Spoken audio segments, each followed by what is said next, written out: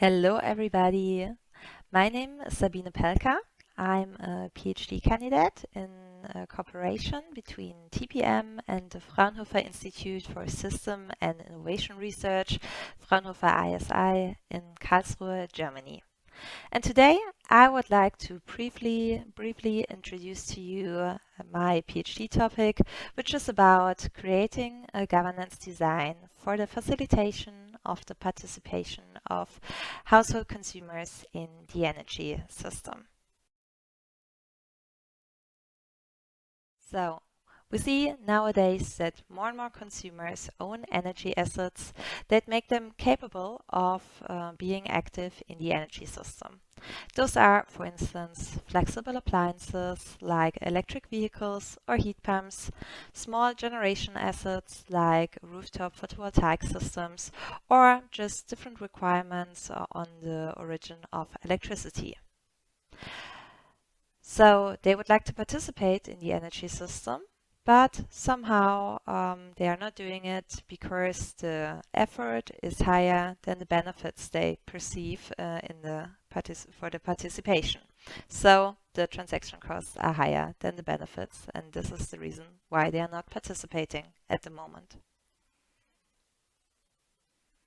So the idea is that intermediaries create a new governance design that support the consumers to participate in the energy system.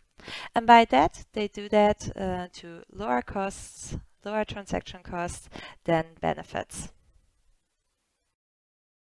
So this sounds maybe a little bit technical, so I would like to rephrase it.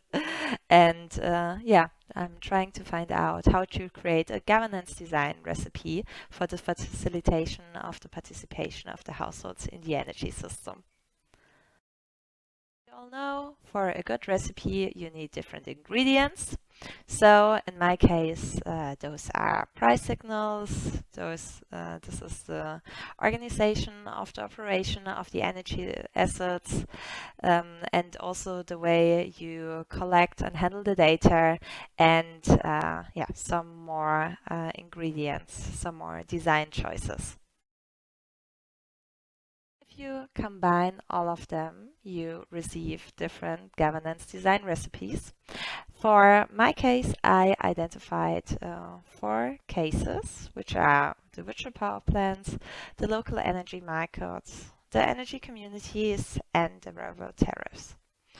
All 4 governance designs aim to enable the participation of the household consumers in the energy systems, but they use different approaches in doing so.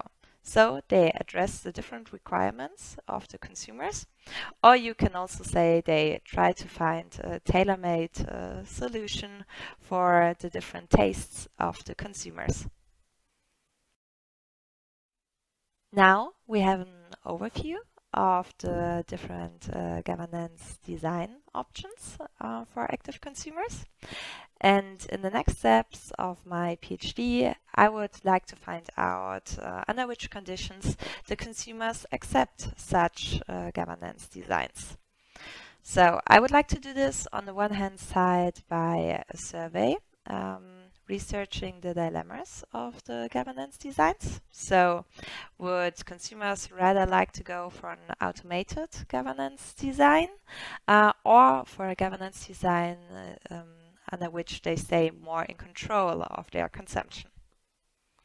On the other hand side, I'm also addressing the more intuitive side of decision making of the consumers. And by this, I would like to find out in 5 pilot experiments how consumers react on nudging interventions, which aim to incite their participation in the energy system.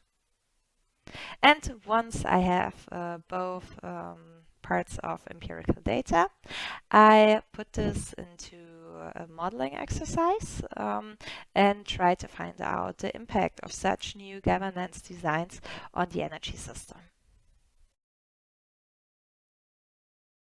So this is it basically about my PhD research. if you are interested in the topics, please approach me. I would like to have a chat with you about it.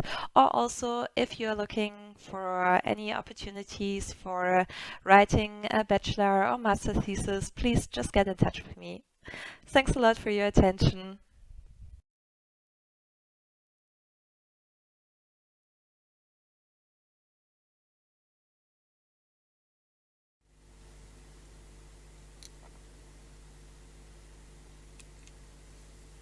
Hi, my name is Jose Ignacio Hernandez, and today I will talk about my PhD research topic related to bridging machine learning methods, choice experiments, and how we can support energy transitions with this. First of all, I am a choice modeler, and choice modelers are frequently challenged to model more complex and subtle forms of human decision making. We ask people directly, what is your preference? For example, nuclear power or wind power? Then, we build behavioral theories, and we support them on data. But, what else we can learn directly from the data? And most important, how these findings can support choice modelers, scientists, and policymakers. For example, last year, the government asked a group of citizens about their preference from academic policy for 2030. 10,000 respondents were sat in the chair of the policymaker and were asked to provide an advice among 10 policy options. Each policy option generated a reduction of CO2 emissions for 2030. But these policy options had a cost, so respondents had to make a trade-off between the cost of the policy option and the CO2 emissions. My aim during my PhD and my message is that machine learning methods can provide insights that can be an alternative for the traditional models because they provide new information. But also, they can support the current models and enrich them, so they can serve as a complement. And finally, these insights can be used for policy making. Thank you very much for having me in this presentation, and if you have more questions, you can contact me by email.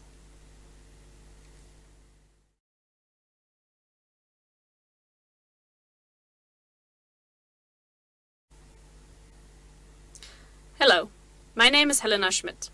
I'm a PhD researcher at the Aerospace Engineering faculty at TU Delft. I'm also associated with the Energy Transition Lab of TPM. In the next couple of minutes, I would like to tell you more about my research. My research is about the social acceptance of airborne wind energy. Airborne wind energy is an emerging renewable energy technology that uses automatic tethered flying devices, also called kites, to harvest wind energy at higher altitudes, roughly 300 to 600 meters above the ground. You can see two prototypes in the photos below. Currently, the technology is still being developed, but once it will be deployed more widely, it will impact people and nature. And these impacts will shape the social acceptance of the technology, and thereby also the long-term success of the industry and its contribution to renewable energy targets. Therefore, it's important that we understand at an early stage of technology development how people perceive and respond to the technology. I've recently published a literature review together with my supervisors in which we summarize what is currently known about the social acceptance of airborne wind energy. We discovered that, in fact, no empirical research has been conducted yet on this subject. Therefore, I believe that my PhD can contribute to a better understanding of the acceptability of airborne wind energy. So the main research question that I'm addressing in my research is how do people perceive and respond to airborne wind energy? This leads me to two sub-questions. What is the perspective and the interaction of different stakeholders regarding the acceptability of airborne wind energy? And which factors influence the community acceptance of airborne wind energy? And by community acceptance, I mean how accepting communities that live close to airborne wind energy sites are of those sites. And I'm planning to address these questions through two main methods of assessment: stakeholder interviews and resident questionnaires. The reason I want to do stakeholder interviews is that social acceptance does not boil down to only community acceptance, but it also entails what policymakers and other key stakeholders think of the technology. Therefore, I'm going to interview different stakeholders from the field of airborne wind energy, such as developers, policymakers and regulators, local and national authorities, NGOs and interest groups, such as environmental organizations, but also journalists and researchers. For my resident questionnaires, I'm going to administer questionnaires to communities that currently live close to existing airborne wind energy test sites. And the purpose of these questionnaires is to tear out the factors that influence community acceptance of airborne wind energy. I hope that I've sparked your interest about my research, and if you have any questions or you would like to collaborate in the future, please don't hesitate to get in touch either via email or LinkedIn. Thank you for listening.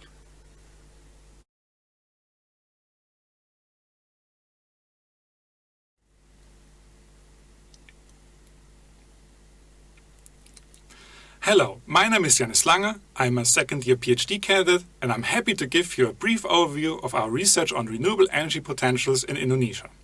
If you're a master's student, maybe you find some inspiration for your master thesis project. We would be happy if you would join our team. Indonesia is a strongly growing country, both in terms of population and economy. The best example of this growth is Indonesia's vibrant capital city, Jakarta. As of today, most of Indonesia's electricity demand is met by fossil fuels, especially by coal. In 2018, the fossil share in the electricity mix was more than 80%. The government wants to shift to renewables via hydropower, biomass, solar PV, and even wind farms as the one in South Sulawesi. However, renewables still struggle in Indonesia with lots of open questions. Which renewables are suitable in which parts of Indonesia? How much electricity could they provide? Are they economically feasible, and which policies could improve competitiveness? How can renewables be integrated into the current and future power grid? And many more questions. As part of the NWO-funded joint research project between TU Delft and the Institute of Technology Bandung, we work at two work packages. Work package A focuses more on the social aspects of the energy transition and is led by Dr. Jaco Quist. Work package B, led by me, focuses more on the technical and economic aspects.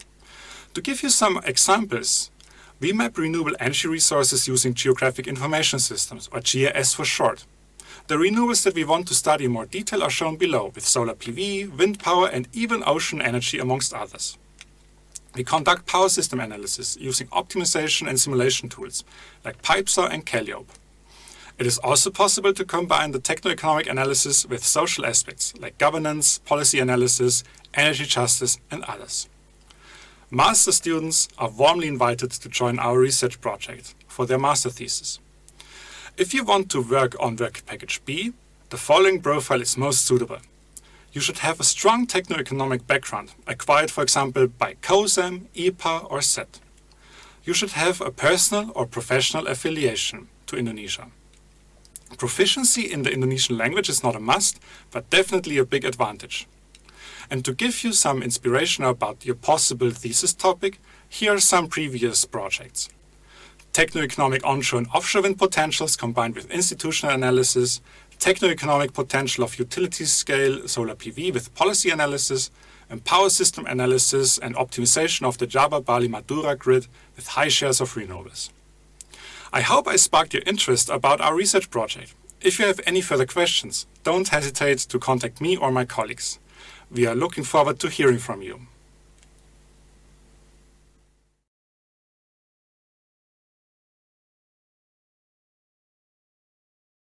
Energy Justice by Nienke van Uffelen from the TU Delft, part of the release project funded by the NWO. One of the biggest challenges of our time is climate change. Scientists predict that if we do nothing, the average temperature on Earth will rise with at least 2 degrees. And as a result, ice caps will melt, sea levels will rise, rainforests will disappear, deserts will spread, the weather will become more extreme, and biodiversity will be reduced all over the planet. But so what? Why does climate change matter? I mean, Once there was an ice age and now temperatures are just going up again, so what's the big deal? Well, the thing is, on the shores, there are houses with people. Extreme weather events can cause major food scarcity and water shortage, which impacts people. And yes, the rich people can build better houses and secure their food and water supplies, but the majority of the world's population does not have that luxury.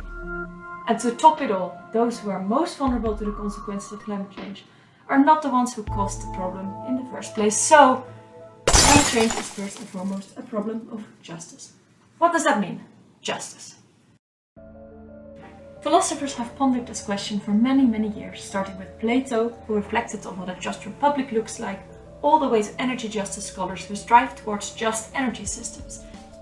These scholars distinguish different categories or tenets of justice. There are four.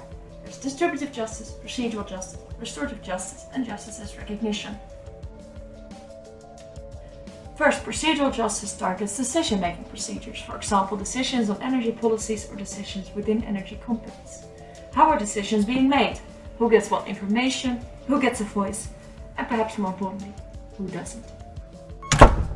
Distributive justice is about just distributions of burdens and benefits. This can be anything: money, risks, opportunities. So the question is, are the burdens and benefits justly distributed amongst stakeholders?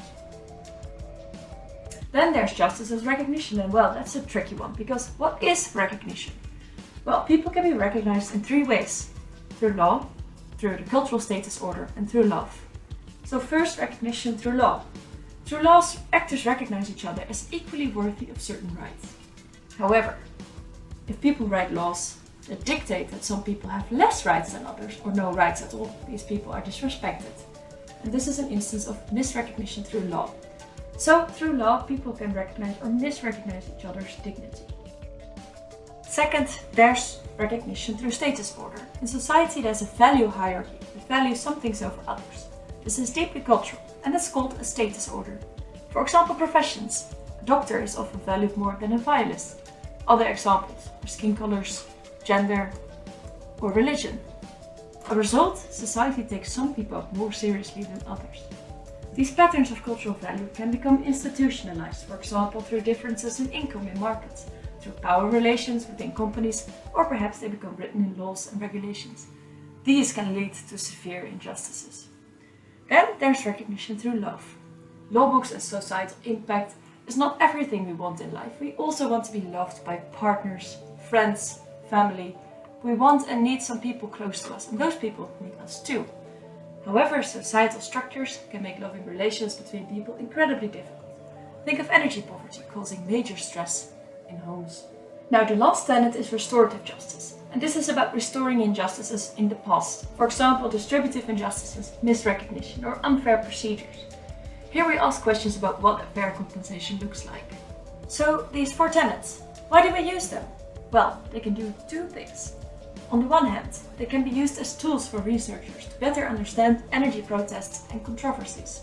On the other hand, researchers use them as tools to evaluate decisions, policies, institutions and technologies, and to make recommendations for more just energy systems. So we don't need an energy transition, we need a just energy transition, as if the challenge wasn't already big enough. But since climate change is a problem of justice, we cannot overlook these tough philosophical questions. So the main message is justice matters. If you would like to know more about energy justice and energy ethics, just stay in touch. Get it? Just justice? Never mind.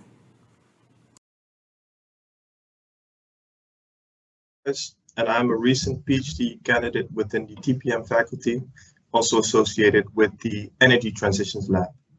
Today, I will briefly give an overview of my PhD topic.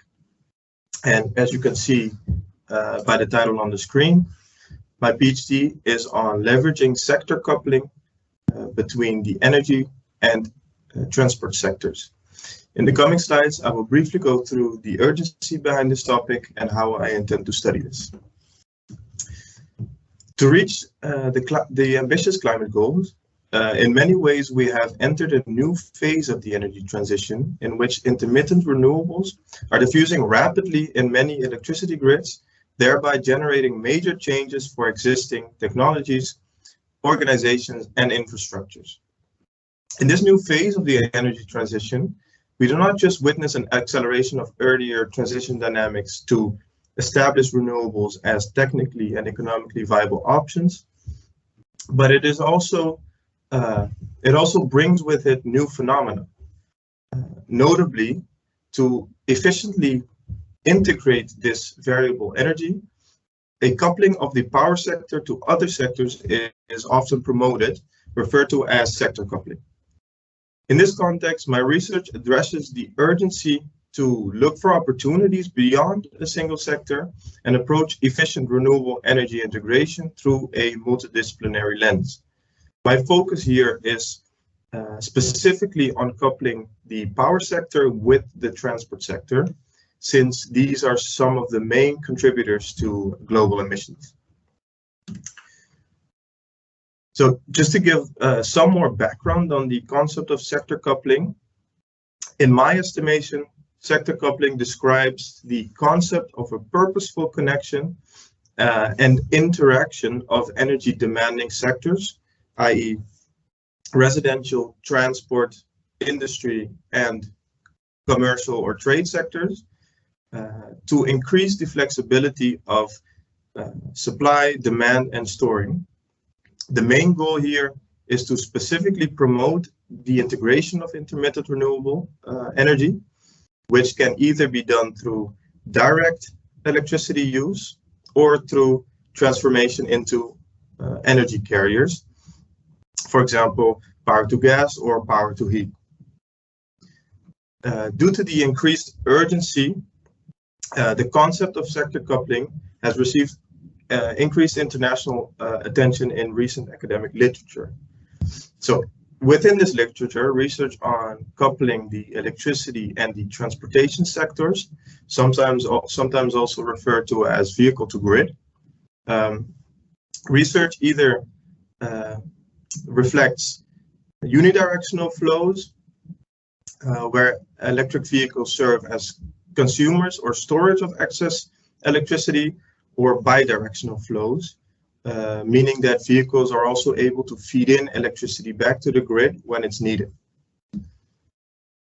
Finally, the perspective that I will take in my research is rooted within the emerging field of socio-technical transition studies, which enables the study of long-term fundamental transformations from a systems perspective. As transition studies have traditionally also focused on niche emergence in a single sector, in light of the new phase that we are in, there's also a need for new frameworks and methods to study intersector dynamics.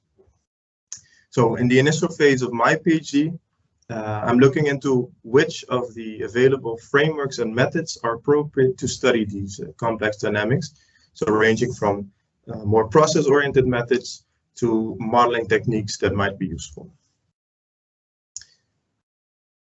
So this 4-minute presentation gave you a brief overview of my topic and the direction that I'm heading in.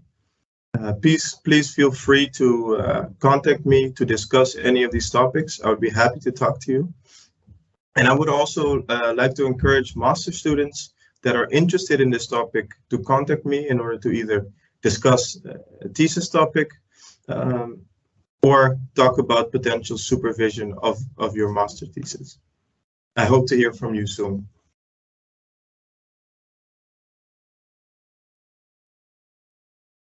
Hi, my name is Milena, and I'm an associated PhD researcher at the Energy Transition Lab. Today, I would like to tell you more about my research.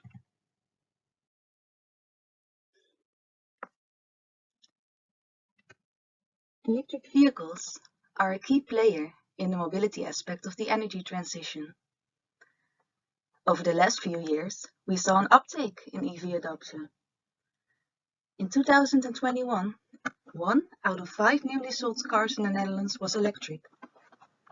So in the next few years, we will need to rapidly expand the public charging network so that drivers can charge their vehicles. But how can we make good charging infrastructure? Of course, we want the charging infrastructure to be accessible. So we really need to think about the charging speeds, the charge locations, the price, and the time slots. Another important aspect is the behavior, the motivation, and the interaction between EV drivers. If we know how they work and what they find important, we can make the best network for them. Another important aspect is the electricity grid. We want to migrate the electricity demand, especially in peak hours, where we want to avoid grid overload. But we also want to see how we can integrate and use renewable energy during the charging of our vehicles. Last but not least, the infrastructure also needs to be future-proof. This means that we need to take into account things as battery developments or autonomous vehicles. So, knowledge institutions, universities, municipalities, and charge point operators all work together on these type of questions in the future charging project. We own a big data set that includes all public charge transactions of the 4 largest municipalities in the Netherlands. So that's Amsterdam, Utrecht, Rotterdam, and The Hague. With this data set, we can analyze charge patterns, see how different user groups interact with the charge network, and we can also make simulations about scaling up.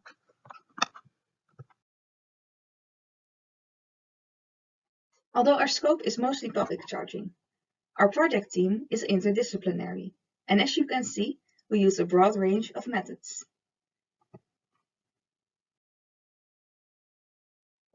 If you are a master student, you can get involved as well. We have a bunch of master projects in our group at the Hogeschool of Amsterdam. One of them is also in the TU Delft graduation portal. And this is a master project in which we ask you to predict EV adoption in smaller municipalities using the transactional data of larger municipalities as well as socioeconomic indicators. But we also have a bunch of other master projects related to the built environment and EV charging. Then there is also the option to pitch your own project. If you have a good research question about the rollout of EV charging infrastructure, analysis of charge behaviors, or lab experiments, for example, in battery development, you can also tell us about it, and maybe we can cooperate together on a project. If you are interested to learn more, you can always contact me. My email address is on the slide. Thank you so much for your attention, and I hope you have a nice day. Bye. Hi, my name is Joost Dolobos. I'm a PhD researcher at the ERC-funded project Design for Changing Values at the VTI department at TPM, and I want to tell you today a little bit about my topic of my research called Ideals in Transition. I think you might have heard about the value-sensitive design method during your studies. It's also called Design for Values. These are methods to address values of ethical importance while we are designing technologies and systems. Instead of waiting, what is often the case, until we have introduced the technology and start thinking about long-term effects, these 2 methods try to embed these values early on and try to front-load these ethical concerns in the early stages of design processes. We can think here of values like health, autonomy, equality, justice, privacy, sustainability, etc. This very simple picture captures it nicely. How we start thinking about what kind of values we find important. We start thinking about the norms we associate in our everyday life with realizing these values. And then we start thinking about which design requirements would realize those norms.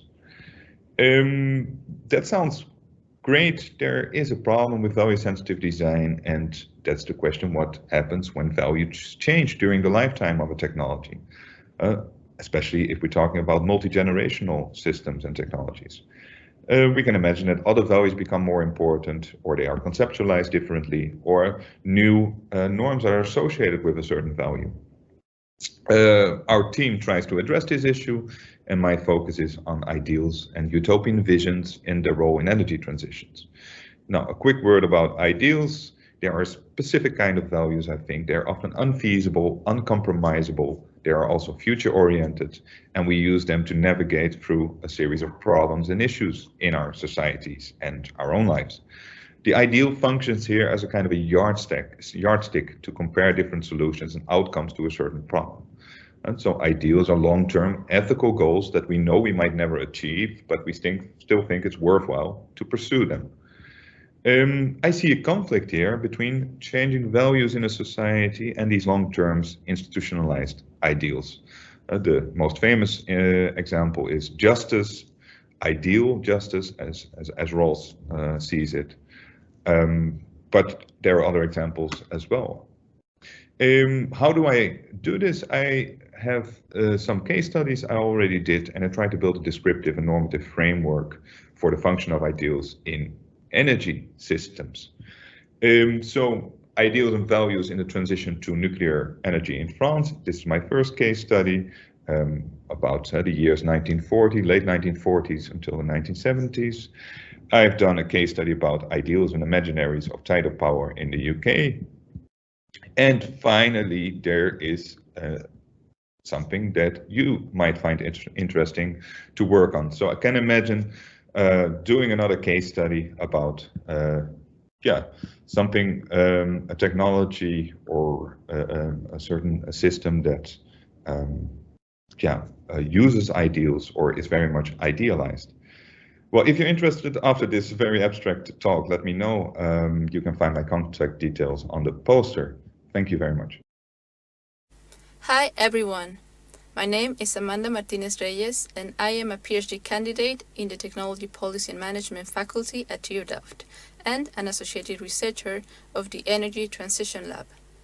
My PhD project is about understanding social inclusion in regional energy transitions. Welcome to my presentation. First of all, what is social inclusion and why is it needed? Social inclusion, in simple words, refers to the involvement of diverse groups of the society, in this case for the transition from polluting to cleaner energy systems. And it is extremely important because without public and private participation, a just transition cannot be reached. Imagine there is a community with poor energy access. So how could we consider their needs in the transition planning if we don't have spaces for them to participate? However, participation is not as simple as organizing public hearings. There are some groups that are hard to reach, for example, minority groups, and therefore we need special methods to identify and involve them according to their needs and desires. So, to study this, I will dive into two energy regions, one Dutch and one Mexican-American region. Both of them are dependent on fossil fuel imports, and in both of them, there are minority groups that experience problems with the energy system. For example, fuel poverty. I will compare these two regions because one is more advanced in the energy transition, while the other doesn't have a transition vision yet.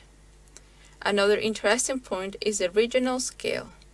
The Hague-Rotterdam region has already regional governmental bodies, whereas the San Diego region does not have a binational regional government, but it has strong binational partnerships.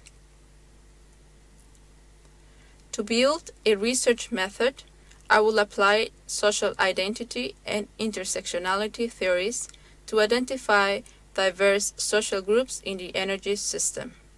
Then, I will interview these groups, and together with them, we will create knowledge on how they could be involved in a regional energy transition. Well, that was my research in a nutshell. Please reach out to me if you are interested in collaborating in a research project. And thank you so much for listening.